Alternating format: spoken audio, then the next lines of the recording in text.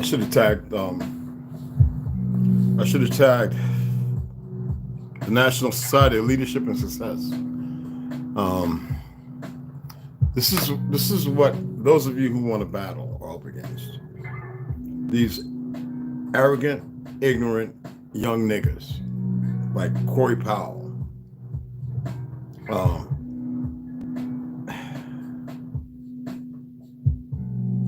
4300 Biscayne Boulevard, Suite 203, Miami, Florida. I'm going to write them a note.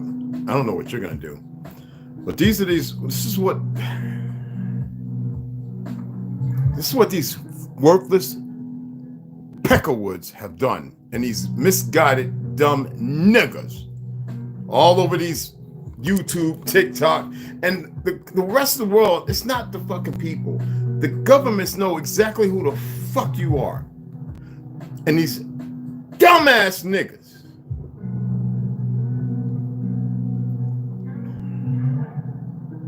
celebrating the most influential African American leaders. And when I saw that they had Muhammad Ali, Rosa Parks, Martin Luther King, who was definitely telling you're on your own fucking land. Frederick Douglass was not a fucking African. Medgar Evers was a chief. I showed the newspaper with the clipping, Chief Medgar Evers. Then the other ones where they toned it down. Later on it says Medgar Evers, part of the fucking blah blah, on his way to a meeting. He was not the chief, of the Southern Christian SC, whatever that shit's called. All right. Jackie Robinson, not a fucking African. But see, these small head Zionist filibustering punk mother and our worthless ass parents who happens, a lot of them still happen to be fucking alive, sadly. When I mean that, allowed this shit.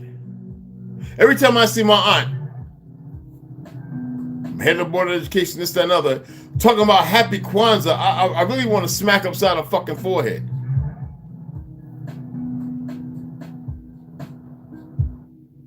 I started typing. I had to stop. That's why y'all saw me. I was finding the right directory to this motherfucker. Let me show you the site, all right?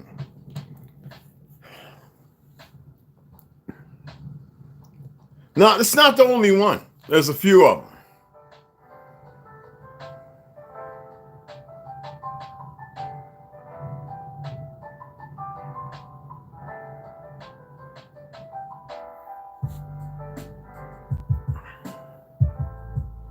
It's going to probably disturb some of y'all because I don't advocate violence.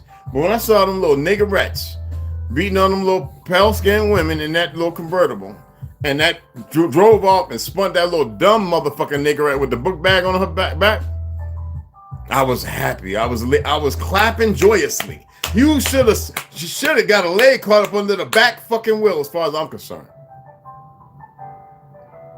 And then the other one standing there, my watch. Bitch, you was climbing all in the car, swinging on them. You lost that. That's taxes, motherfucker. And some of y'all raised some of these, I know you won't say nothing. Some of y'all raised these little niggas and niggerettes.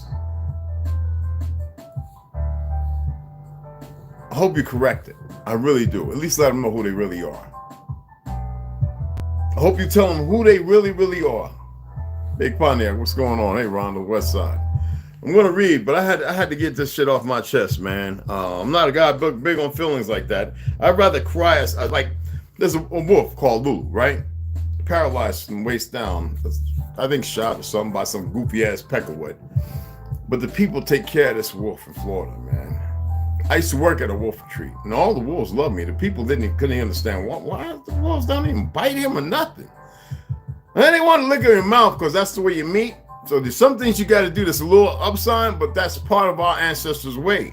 Because they're gonna when they do that, they're submitting to you. Don't do it and watch what happens. Wanting to be around a fucking bunch of wolves. I ain't talking about a little Chihuahua and a Pomeranian licking their dick and ass and all of a sudden want to lick all up in your mouth while licking the carpet. That's just fucking downright nasty. I saw that too much in New York. But it's a one-time thing, or it's a greeting in the week, depending on where the pack is. The old folks, they put in the front. The young, they put in the back. Y'all don't get it, do you? I don't have to study this shit. I know this shit. When I watch Chicago and I watch a few other places, Louisiana, I think some things aren't meant to be said. But I think a lot of tombstones, they would be at peace.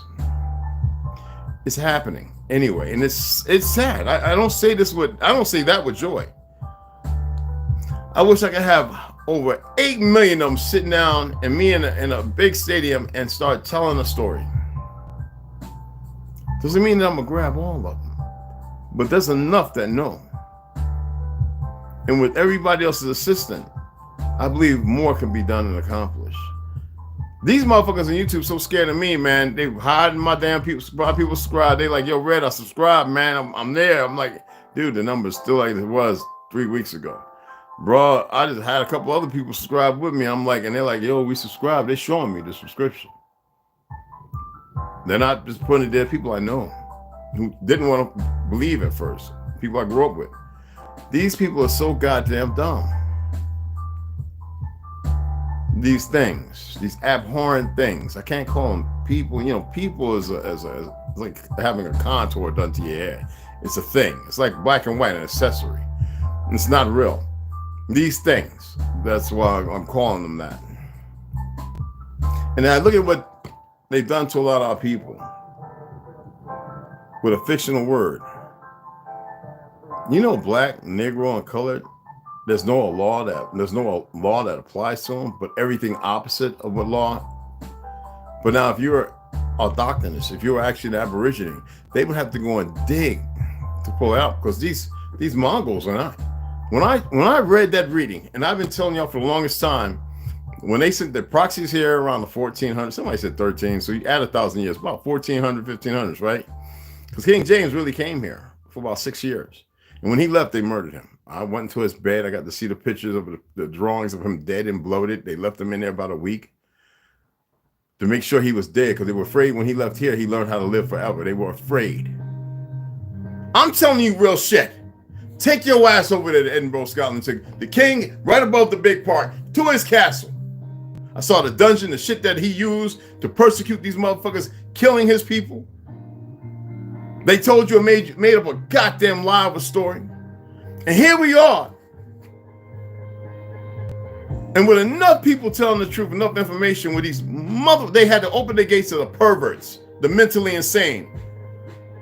In the last 15, 20 years to teach our the grandbabies and the great-grands and fuck their heads all up without us holding ourselves accountable. Look how I got some people to read. Oh, they might be sharing this. You know, I make it my business to watch everybody's lives or be in it or something. Sometimes it's kind of late. Big Pontiac use another vampire. I got a 9, 10 o'clock window for real. We got to start being normal, y'all. And normal is not what we see normal. It's normal today. It is not. Everything is a distraction. When I stopped watching, not on you, Big Bonnie, when I stopped watching football, basketball, and all that, I even stopped watching boxing. I've been doing it for over 40 years. I stopped because I realized it was a major distraction. Because first thing it gets you in your head is, oh, they're going to be rich. Not everybody that boxes is rich. Not everybody that played hockey or basketball or football is rich. Some of them have to do something afterwards because the illusion of being rich is most important to you. But the reality is, they're owned.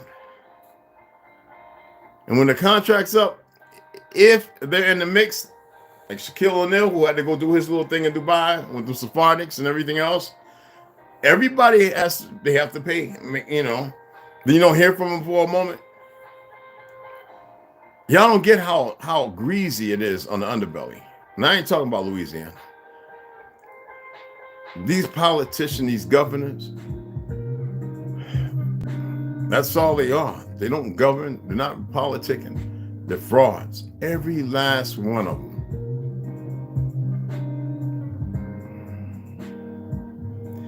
Shit is discouraging. And then to see how history be wrote by your own motherfucking people.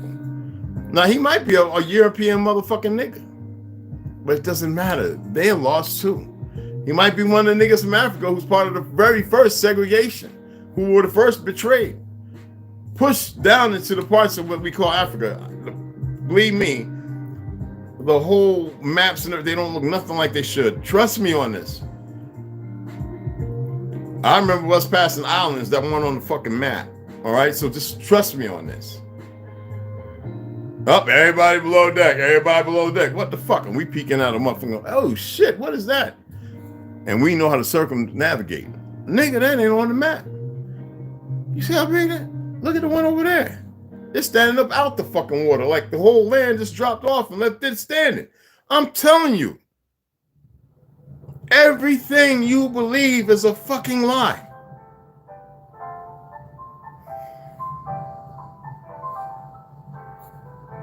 There's a bunch, man. They had to get a paycheck, and he either did it in ignorance, or he did it knowing that we talk the way we talk, and he did it anyway because he feels that everything that he's been given is right. Everything is a fucking lie.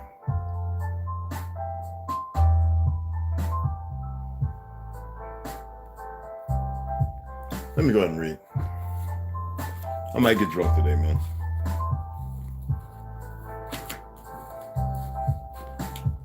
And I don't like to get drunk. Not at all.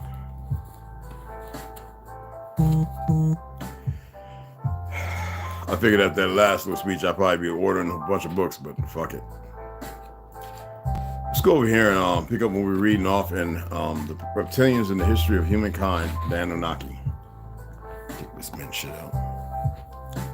Hold on, let me grab something. Excuse me. I almost forgot.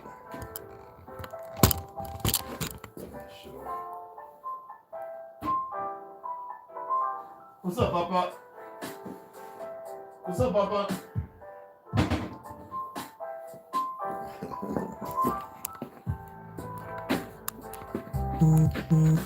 Let's just get to reading, all right.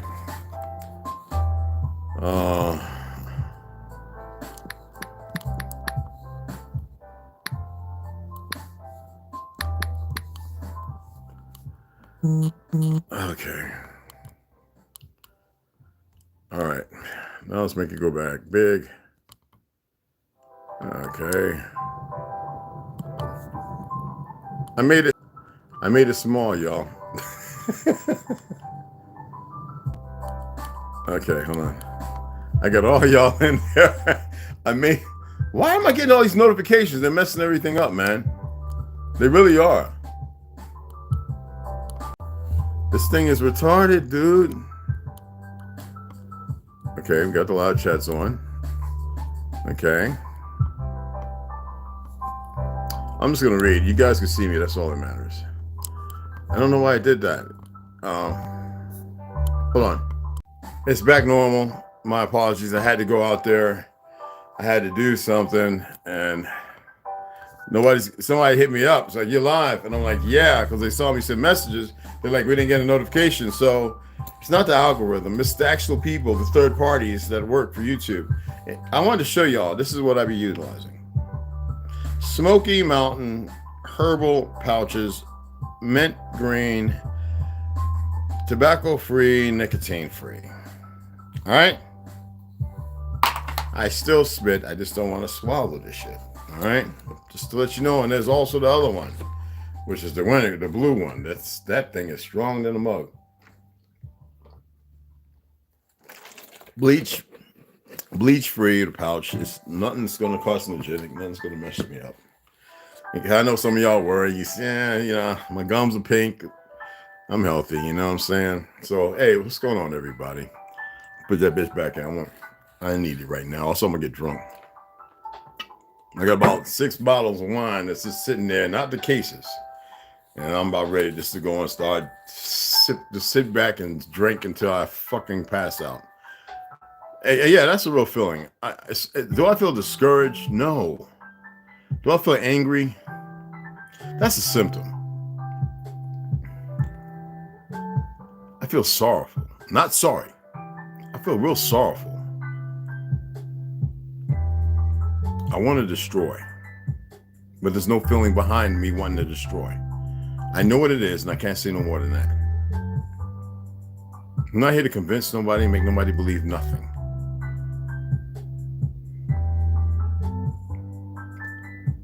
The most powerful weapons we have is time and patience. But the one that beats them all is love. So I'm digging deeper into that because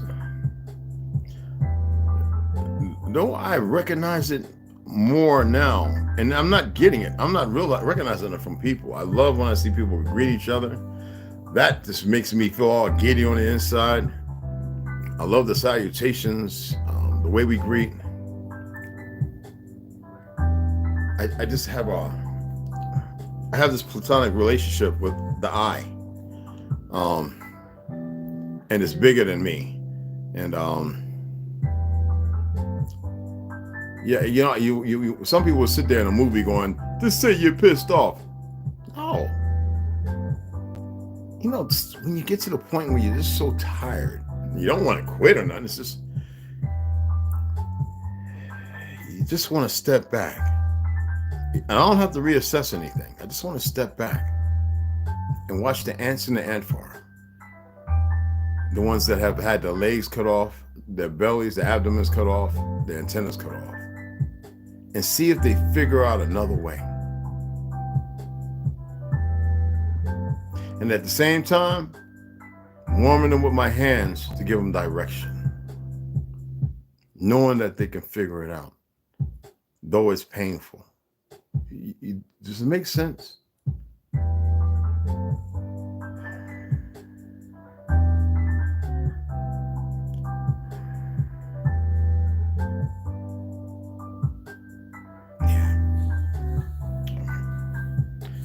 me go ahead and get this reading in. Oh, don't worry, I love reading. And I believe what I say. Because I know what I say. We are reptilian foods. Oh, let me show you the book. Reptilians in the History of Humankind, Anunnaki. The Anunnaki by Henry Kane. I've had this book, as I stated, for a few years. And when I first got it, I read it in about 3 days. And then I went back and I started highlighting. You know what I mean? I'm not, well, this is not, this is underlining and circling. Like when I make notes, like for my book, the 2 books I'm working on. And the last one, I'm still working on the screenwrite, but the other one I've been working on for over 20 years. And then I just add stuff. It's almost like a diary, really. It might be a little bit of stuff. It might be 3 or 4 pages. It might just be a paragraph. It depends on where my head's at that day when I'm writing. Anyway, let's get into this. We are reptilians' food. These reptile gods that lived among humans, as the ancient Sumerian tablets say, and as the Bible reassures in the Old Testament, to which it does. These reptile gods, what did they feed of? What did these reptile gods eat? So these reptile gods were in an evolving stage, okay, in which they were advanced and very close to get to the 4th dimension. They were about to evolve. These gods eat in 2 ways, eating food like us, meat and vegetables, and human flesh too. Now you might wonder, where's all these people that are missing? The other way, when these gods came to the earth, they had the ability or developed the ability to feed from frequency. As in the teachings, we really didn't partake in eating substance. We actually lived off the environment. Through the energy we emanate with feelings and emotions and also with thoughts. That means these beings had already the ability to feed from energy. Could you imagine a world, an earth, a place where everything is so good that you don't even have to identify it as being so good before it's so perfect? It's in order. Do you really believe that we would have to walk around and pick fruits and vegetables? We're in a dying state is the reason why we keep eating. And why we're in that dying state? Because we're not associated or connected to our frequency is being disrupted and disturbed. We're not touching a 7.85 or 8 hertz. It's there. None of you want to meditate. It's easy to go get a sandwich. It's easy to go, it's easy to want to get drunk. All the we negate the negativity. I'm a storyteller, guys. Let me finish reading, all right? Because I can go on and on. That's what happens when you get a grandma, great grandma, and great great uncles, and great great grandpa. Excuse me. Anyway, that is why when they created the Sumerian civilization, the first human civilization, they realized that we could not only serve them as slaves, but also these gods, realized we could serve them as food, energy food, because we were energy. It should be noted that from these gods, the most advanced would rather feed from energy, from all the energy that living creatures can emanate, while the others chose to feed from meat, vegetables, and human flesh. There are many, many researchers who come to this conclusion. Such is the case of David Icke in his book. David Icke he's misleading people though, but I like him. In his books, The Robots Rebellion, 1994, and The Truth Shall Set You Free, 1995, The Biggest Secret, I have that, 1999, and Children of the Matrix, 2001. But you know where that comes from. It piggybacks off of, you said it. Carlos Castaneda refers to these beings as the predators of humankind. The Gnostics claim that the archons feed from us. But among all these researchers, the one closest to the goal, who has been more accurate than anyone in everything related to Anunnaki, was Salvador Freixedo. His researches do not lead doubts in the books, and he shows real evidence that there are gods who feed from us. You want to look that up, Snoo, if you're here, or one of you guys? Salvador, Salvador, Freixedo, Freixedo, Freixido. All right, I hope you got that. Xedo, Freixedo, Freixido. All right, right. It's Freix. Yeah. All right. But among these research, all right. So we are anyway. However, how do we know this is real? Don't worry. I circled and underlined his name. Okay, it's right there. All right. However, how do we know this is real? What do these researchers base on to state that these beings feed from our bodies and our energy, such as feelings and thoughts? To answer this from this point, we will start to analyze the evidence left through the history of humankind, and we shall see that in it is proved a very, very, very true possibility. To start with, we have to understand that our ancestors were not crazy, not even barbarians, as school tries to persuade us. Our ancestors were intelligent beings with advanced knowledge in maths and astronomy, architecture. For example, the pyramids, which if intended to be replicated nowadays days, it would be almost impossible in spite of all the technology we have. This has been proved by archaeology itself. But if our ancestors were so intelligent and advanced, why would they offer human sacrifices? Why did they do it? The answer is easy. The gods manipulated all the ancient civilizations, making them believe that if they did not perform these sacrifices, they would cause catastrophes, destroy cities, and among many other natural phenomena, they were capable of cause. The condition was simple, or there were sacrifices, or everybody would be destroyed. Sounds like it doesn't serve a purpose if you destroy everything you want to feed from, right? Think, people. T. These gods fed from the low frequencies when we died, all when we were afraid, and of the emanation from our burnt flesh, which pleased them a lot. Even as I said, some of these gods and their hybrids, half human, half reptile, who were the great priests and kings that ruled the ancient civilizations, drank the blood and ate the flesh of our ancestors. Now you know why Hollywood does what it does? They believe they're these people, and they're not. Well, there's something. These things. They really believe it. If that were the case, then why do they need to indoctrinate and inoculate entertainers to do the same dumb shit? I'm telling you, something much deeper and perverse. Now, there is something out there. What is it? I have a story to tell. That's about, well, you're going to get there. We get to 3,500, and I'll tell the story.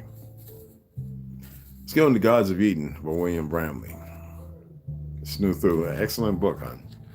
Excellent freaking book. Though, you know, my quandary is deep about a lot of it. Must be somebody else on selling a whole lot of bullshit. People like to hear a lot of bullshit. I can't blame you. It's Friday, right? Go figure. Anyway, let's go in here.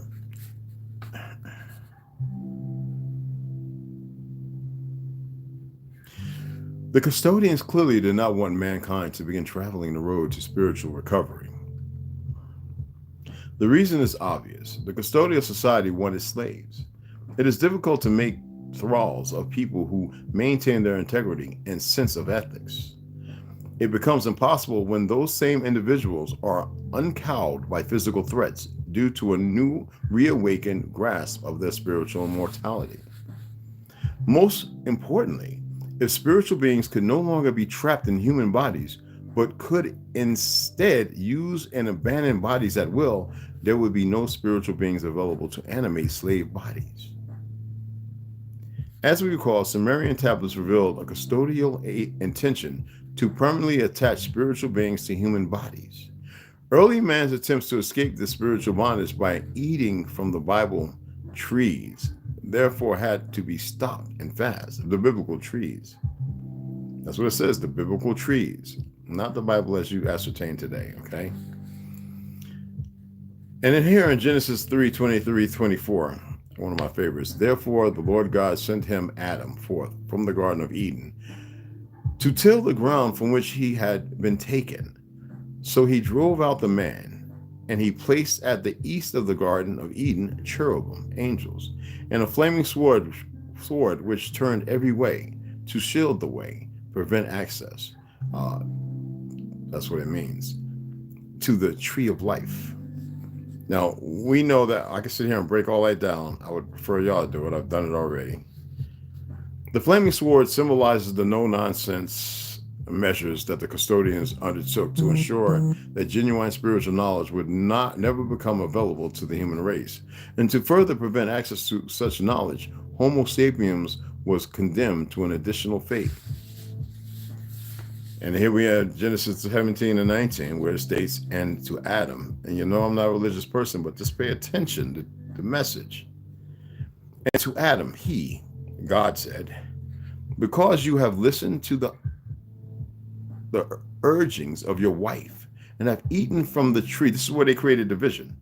Not them necessarily, but if you understand the Bible, you will see betwixt the lies. Anyway, your wife, and have eaten from the tree of which I commanded you not to, saying, you shall not partake of it. Cursed is the ground for you. In toil will you eat its yield for all the days of your life. It means they needed it first. Thorns, too, and thistles will it bring forth to you, as you eat the plants from the field. Be the sweat of your face By the sweat of your face will you eat bread until you return to the ground, for out of it you were taken, for dust you are, and to dust will you return. Now, y'all know the movie, the book of Isaiah, Genesis 3:17-19. We all know how it's actually, how he says it. And I just love this part. All the days of your life, thorns too and thistles will it bring forth to you, as you eat the plants from the field. By the sweat of your face will you eat bread until you return to the ground, for out of it you were taken, for dust you are, and to dust will you return. Remember before he started cutting everybody's damn heads off in the barroom saloon? Okay, just want to make sure y'all hit and paying attention. This was a highly effective way to deal with Adam's and Eve's original sin. The above passage indicates that custodial rulers intended to make humans live their entire lives and die without ever rising above the level of arduous material existence. That would leave humans little time to seek out the understanding they needed to become spiritually free. Now, we know that in Nos Confoundum, that we fought back. We had a moment to build the greatest. And we were because we're the oldest world, we're the Republic or Tartaria. When I tell you you're Tartarian, I know it's hard to grasp that. I'm going to read all of it. And if it don't convince you, that I will be reading, and I will utilize information and notes I've taken over the years and things what I've seen, other than some of the notes and the stuff I've shared, to show you that you are beyond great. I might set up and show you some of the Italians and the French and even some ex-rabbis who will tell you the stuff that we were known for and what we've done, how we changed the earth, defenders of it, this earth. And now look at us.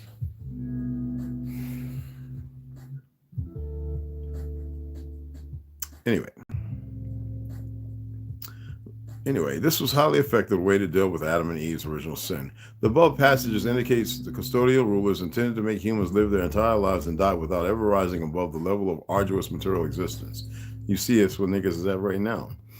And I hate that word when I'm saying it, because that's just niggas, people stink right now.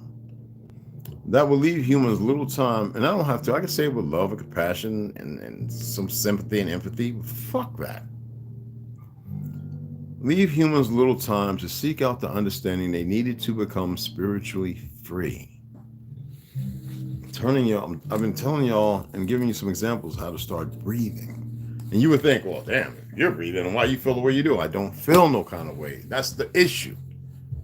I am looking at it with different eyes. I'm looking at it like, what the fuck? And in my stubbornness, I want to force it on you, but I can't. And I'm not going to give you everything, because then you wouldn't know what the fuck to do with it, because you don't even know what to do with the simple shit that I give directions to. One woman, Sue, is applying it all. The rest of you think you know it all. Prove me wrong. There's some of you who are taking it and you're taking in the meat. I hate saying that word, but the whole sustenance of what I'm saying. And I know it's in your time, but you must understand that imperatively how less of time you have. You can speed it all up.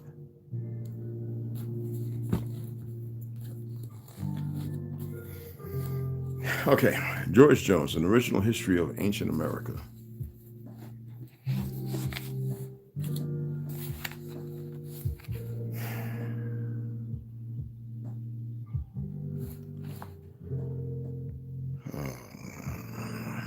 Last left off, degree of elevation of declivity possessed the chief essential of a pyramid. All right. And this is George Jones, An Original History of Ancient America, an eloquent classic. All right.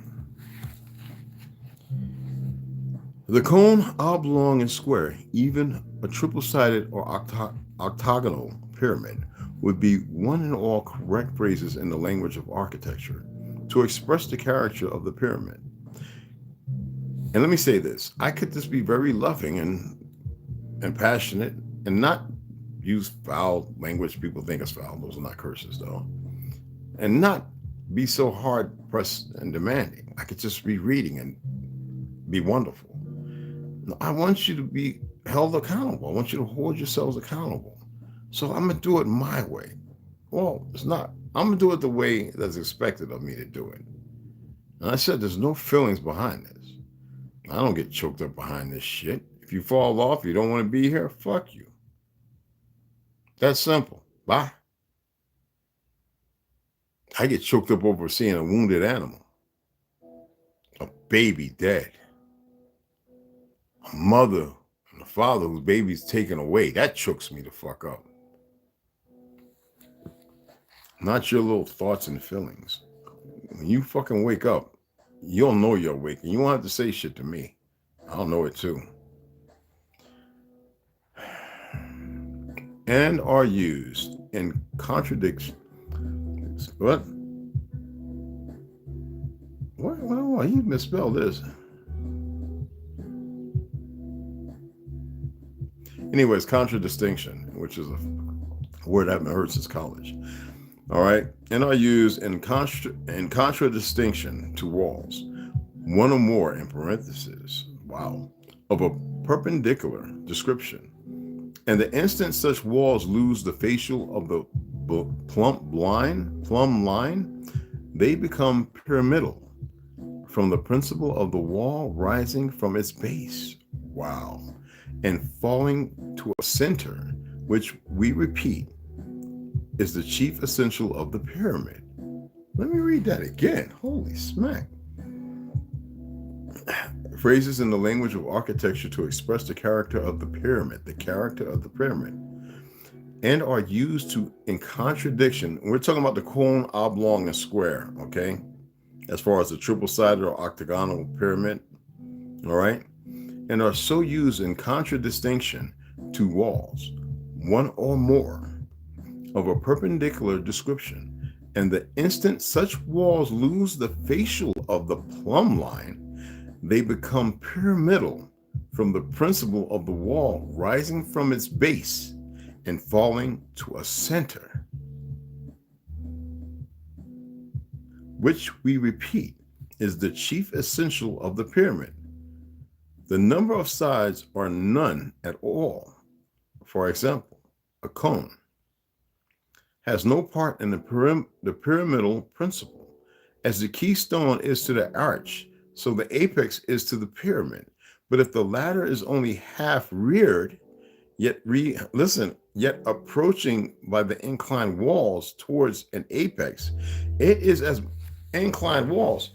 I keep telling people, when you see this right here, man, there's a motherfucker that go way down. You see them three pyramids sitting there in Giza, if you think that's it, and they just in the sand, no, they uncovered a lot of that shit. Them things got walls that go down, bro. They go down. Them obelisks, them big so-called pyramids, what they want you to see? No, this supposed to be as above, as below. All right? Them pyramids go fucking down. Like the one that they destroyed in Louisiana, was it? Or Mississippi? The one they destroyed, they said when they dug down that big mountain, that big hill, now there's still big ones out there, St. Louis and all around it. When they destroyed that and they dug down, it just kept going down and down. It got wider and wider and wider. No, they destroyed all of it. They buried a lot right there. And there's still a sign out there. When I was in the Navy and went and visited, it was like, what the fuck was here? And it showed a picture. This big ass thing, and it had a thing on top. I was like, they moved all that shit. They dug up all what they had to. They knew where to come and dig, and they destroyed that one. I don't know how many they destroyed. But they said when they dug the mound, started digging it down, they kept finding structure. It kept going in the ground. And it was more. They just knocked it all in and covered it. Can't even find the news clipping no more. Gazette, was it Mississippi Gazette? Was it Mississippi Gazette? I don't know, it's been a long time. I have to see if I can find it again.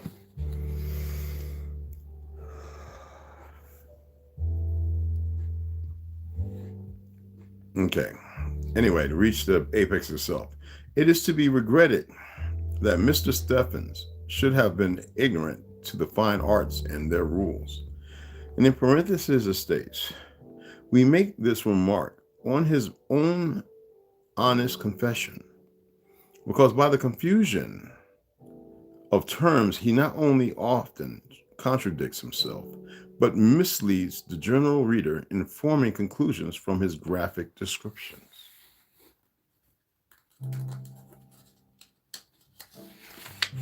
That's why I say these motherfuckers are new here, a lot of them. Well, them then. They came knowing where to attack, where to go, and what to do. And yet they keep digging and looking for shit because they don't know this earth. It will, however, be our duty not to pass any such contradiction, but by the rules of art endeavor to translate the language of the ruins. Mr. Stephens has, however, a motive in destroying all resemblance between these edifices and those of Egypt, or their neighbors. In the next chapter, that motive will be unfolded in his own words. We'll get into that Saturday. Let me mark that. I'm gonna mark that this time because I don't want to. I know it's the next paragraph. It's gonna mark it. Well, now we get into my buddy, and they murdered him and his wife. They just don't give a fuck about nobody, and they're Ashkenazi. The startling new discovery about the true ancestry of the Jewish people, it will cause stir of the Ashkenazi. John Bachman reviews. Arthur Kessler, the 13th tribe. I should have marked this one, but I remember it was down over here. Because when we last left off, it was the Khazars and Rus against each other. At any rate, we are approaching the end of the 11th century, and they are still very much on the scene. It was reinformed because everybody believes they had died off. The city, the great nation didn't exist. No, they were mingling into every other, and they wrote themselves into our history. I don't think they're of Yaphet nor of Gomer. The Ashkenaz. I believe when they came here or brought here, they came with the purpose of making war and finding and figuring everything out here. Because before them, there was no war. Look into that. A few years later, Sub-Anno, 1106, the Russian Chronicle has another laconic entry, according to which the Polutski, for example, the Cumans, remember I mentioned that word, K-U-M-A-N-S, the Cumans. We say Ashkenaz, the Kandars, sound like some Ramelan shit. Okay. Raided the vicinity of Zaresk. All right. Well, that's out of Kiev, for those who don't know. It's still there. And the Russian prince sent a force out to pursue them under the command of the three generals Yan, Y-A-N, Putyata,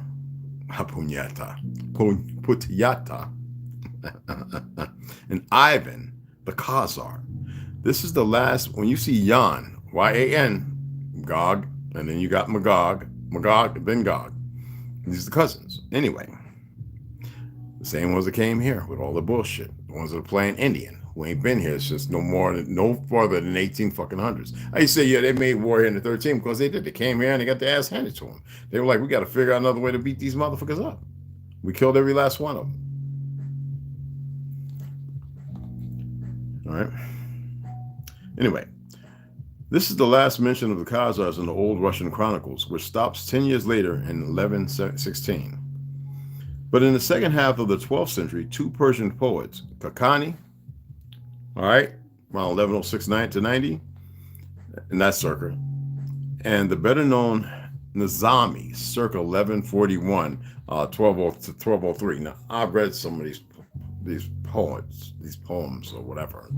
It's weird shit. Anyway, mentioned in there, of Nizami. I don't know about Kakani. I don't know about that one. I'm going to have to look into that.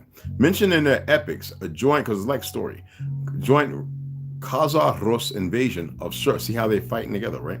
Sherwin during their lifetime. Although they indulged in the writing of poetry, they deserve to be taken seriously as they spent most of their lives as civil servants in the Caucasus and had an intimate knowledge of Caucasian tribes. And we all know the Caucasian tribes were Negro, phenotype, melanated, curly, straight, wavy, blue, green eyes. Oh, yes. And had an intimate knowledge of Caucasian tribes. Kakani speaks of Devant Khazars, Durban being the defile or turnstile between the Caucasus and the Black Sea, through which the Khazars used to raid Georgia. Remember I told you when they found there, they had the Khazarians and they thought they were of Egypt from here? In the good old days of the 7th century, before they developed a more sedate style of life, did they revert towards the end to the unsettled nomad warriors' habits of their youth? After or possibly before these Persian testimonies, we have the tantalizingly short and grumpy remarks of that famed Jewish traveler, Rabbi Patachia. Now you remember, rabbis, they're made up bullshit. All right, of Regensburg, quoted earlier on, 11:28. We remember that he was so huffed by the lack of Talmudic learning among the Khazar Jews of the Crimean region, that when he crossed Khazaria proper, he only heard the wailing of women and the barking of dogs. Was this merely a hyperbole to express his displeasure, or was he crossing a region devastated by a recent Cuman raid? The date is between 1170 and 1185. The 12th century was drawing to its close, and the Cumans were now the omnipresent rulers of the steppes. Did y'all look into the steppes? Did any of y'all look into the steppes? Snoop pulled up, I believe, the books where you can read about the steppes. And you read the mythology, because that's what they're going to give you majority of the time. As we enter the 13th century, the darkness thickens, and even our meager sources dry up. But there is at least one reference which comes from an excellent witness. It is the last mention of the Khazars as a nation, and is dated between 1245 to 1247, because in the 1300s, they pretty much got hold and took hold of creating the fake Vatican. They were usurping all different religions of consorts, and they started setting things up to make their way here, because they were the first pilgrims. Dutch, Dushmark, fake Jews. And they came here to marry into all the tribes, as many as they possibly could. The lands were known by everybody. It wasn't like it was no fake ass Christopher Columbus coming to find some shit. Earth has always been flat. They had to rewrite history. Like I said, the word Nasab, Yiddish, means NASA, which means to deceive. Unless my uncles are lying to me, I doubt very much. I've looked it up. Yeah, boy. Okay. Anyway, last mention of the Khazars as a nation, and it's dated between 1245-7. By that time, the Mongols had already swept the Cumans out of Eurasia and established the greatest nomad empire the world had yet seen, extending from Hungary to China. So you know who they first sacked when I was telling you about the last Ming dynasty. It wasn't China. The Anu Islands, Japan, Singapore. Do I need to go on?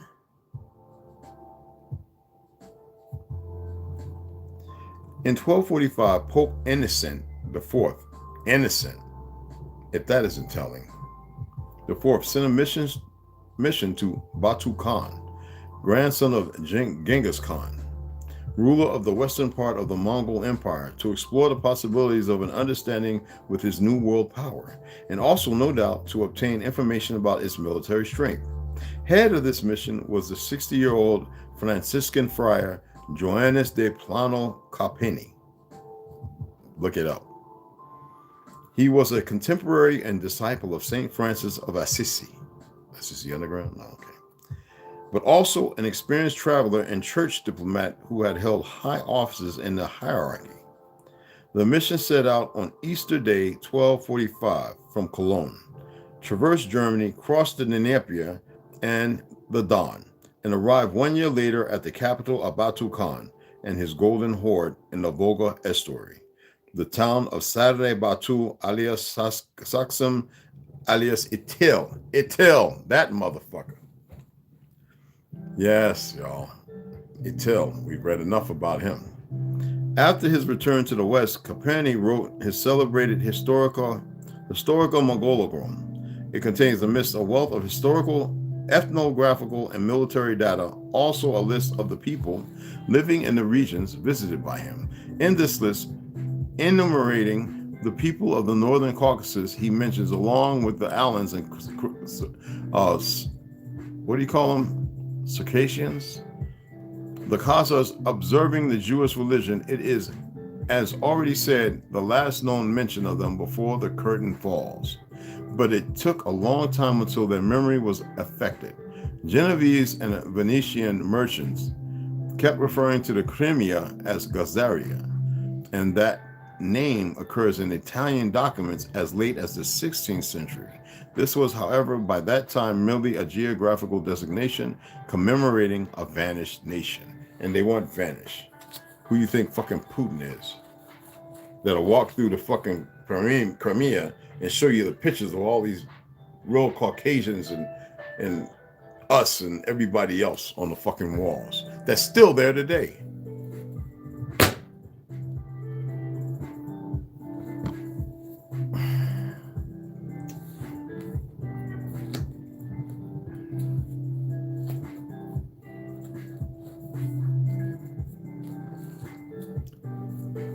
I would read more, but I figure we have more people stopping by, but I guess they like to listen to a lot of bullshit.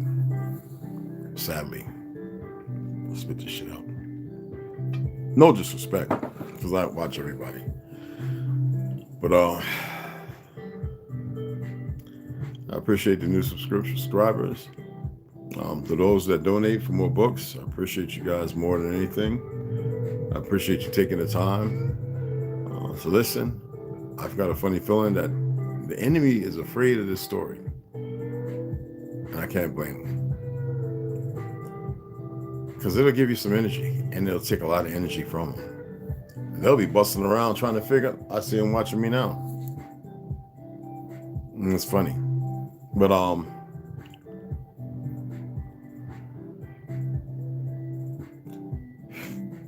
gotta get it together, man. All right? You gotta let people know. And maybe it's not important to y'all. Maybe y'all are supposed to be watching. I don't know. I'm not gonna get drunk. I don't know. Maybe later tonight. Or crack me open a cold. I got me a big old cigar up in the freezer. A couple, actually. Probably put on my long robe. Probably put on some white sweats, my purity. I might just do a podcast where we can all just shoot the shit. Talk about every goddamn thing. Without falling the fuck asleep. My apologies. It's uncommon of me. But like I said, I've been doing my best to get as much sleep as possible. They say 8 hours. I tell you, it's better to get 16. Trust me. Man, I love you motherfuckers. I'm gonna go ahead and sign off. I know some of y'all look at my face like, what the fuck is Red going through? I'm not going through nothing. I want to take my brain and be able to put it in each one of y'all's head for about 10 seconds. I can't do that. So I'm always thinking, how can I grab you? I don't want to sensationalize. I don't want to be gimmicky. just want y'all to grab yourselves. I want you to do for self. I don't know how else to put it. Raw, right? I've been walking this earth, getting beaten for talking about the truth.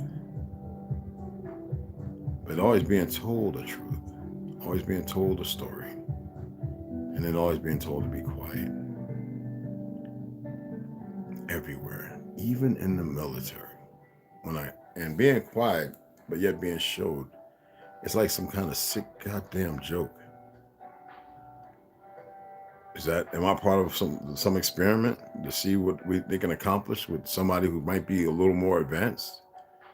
Yes, I'm an inventor. I'm a welder. I'm like one of the best solderers. Safety wire, the shit out of anything. I sew. I like to hand sew, fuck a machine. I'm an artist. I create. I build models. I scratch build them. I half away with animals. Every animal.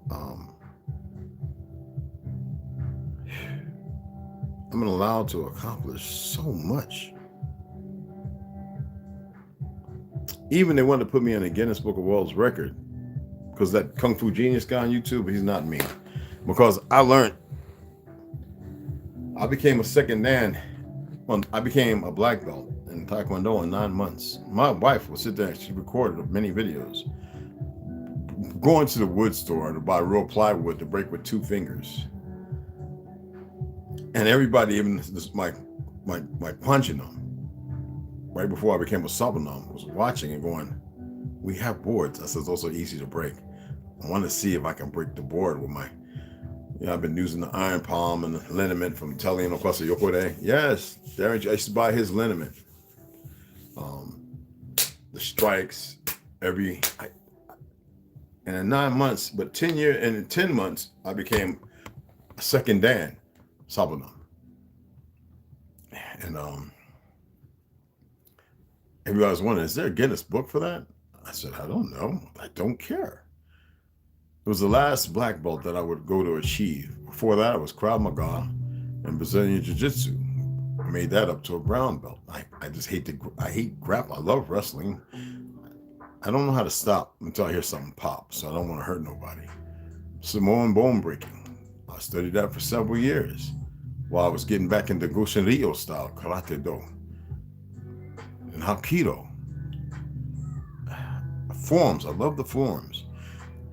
Grandmaster Cam Lee. I don't know, I think he's still alive and down in Orlando or somewhere, but in Orange Park, Florida, he had a little acupuncture clinic upstairs. It's like old China. That's why I met him. I was feeling pretty down. And I started studying Shin style Tai Chi and 5 ancestral Kung Fu. And every cultural fair, I was doing the lion dance and doing forms, I was a gymnast, so I can tumble. And everybody would come every year just to watch me perform after the lion dance.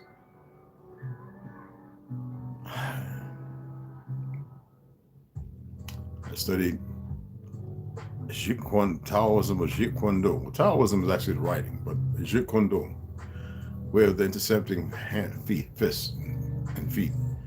And because I love Wing Chun, I had a wooden dummy, I don't know what happened to that. I think I gave it to somebody in one of my drunken stupors.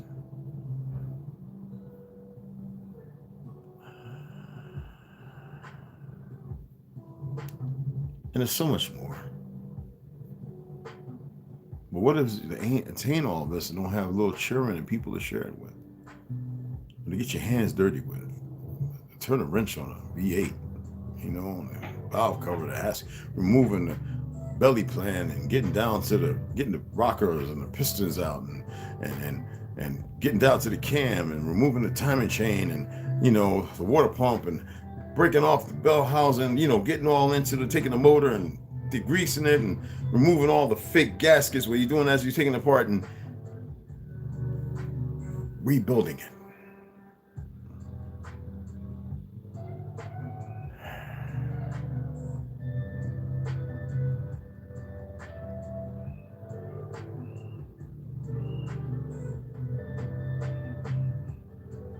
gonna sign off, guys.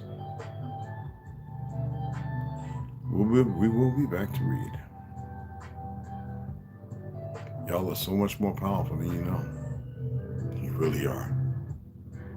Y'all are so much more powerful than you know.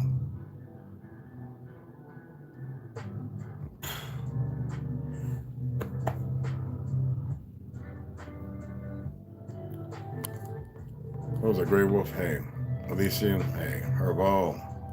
Just want to see if anybody I didn't holler at. Kermio. Ha, Puerto Vida. Hawa. I love you guys. All right, y'all have a good one.